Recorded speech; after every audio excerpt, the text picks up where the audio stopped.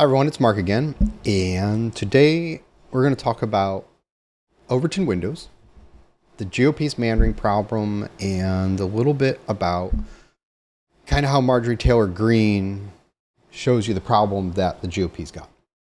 So if you didn't know, last week, the Freedom Caucus, they voted to expel Marjorie Taylor Green from their caucus. And if you don't know what the Freedom Caucus is, that is the most right-leaning caucus within the Republican Party in the House of Representatives. They like to refer to themselves, their own term, as the ultra-MAGA wing of the Republican Party. But at the end of the day, even Marjorie Taylor Green is too much for them. And I want to kind of look at how we got here. And how we got here is gerrymandering, in my opinion. Because gerrymandering creates safe districts where pretty much one party's going to win. We know which party's going to win. And the real election is the primary. And in these districts, there's no concern about having a competitive race with a Democrat. It's all about the representatives in those districts worrying about being primaried by someone who's even further to the right than they are. And if you look at this over time, this gives the Republican Party a serious Overton window problem. And the Overton window, it's a way of looking at what ideas are acceptable to be implemented as government policies.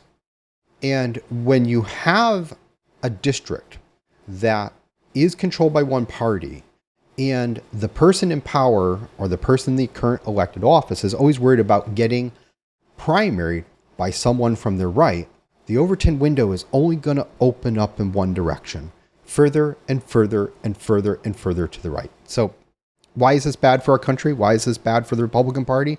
Because frankly, the Republican Party is becoming more and more right-wing leaning, more conservatives, and frankly, more authoritarian in its political philosophy and political worldview.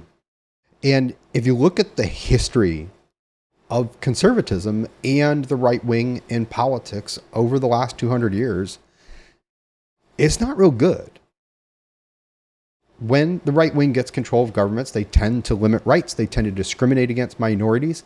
They tend to protect the power of the ruling elite and their ability to control the levers of government and economy.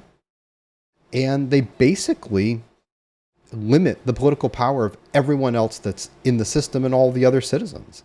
And that goes for even some people who even help bring them into power end up not having political influence over the people that govern them.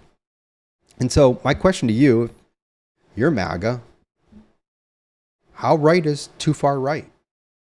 And do you really want a situation where the only way for your elected representatives to get elected is to be further and further and further to the right on the political spectrum? Because that leads to a very, very bad place for our country and for the Republican Party.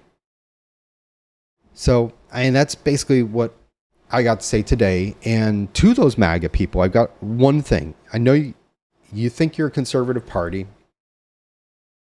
Not really. You're basically becoming a reactionary, revanchist party, trying to turn back time, which is the exact opposite of the founding fathers who MAGA truly almost worship the ground upon which they walk and idolize them and hold them up as the examples. But remember, in their day, those founding fathers, our founding fathers, they were the progressives of their day. Anyway, that's what I've got to think about today. You think about it. Tell me what you think in the comments. Have a good day.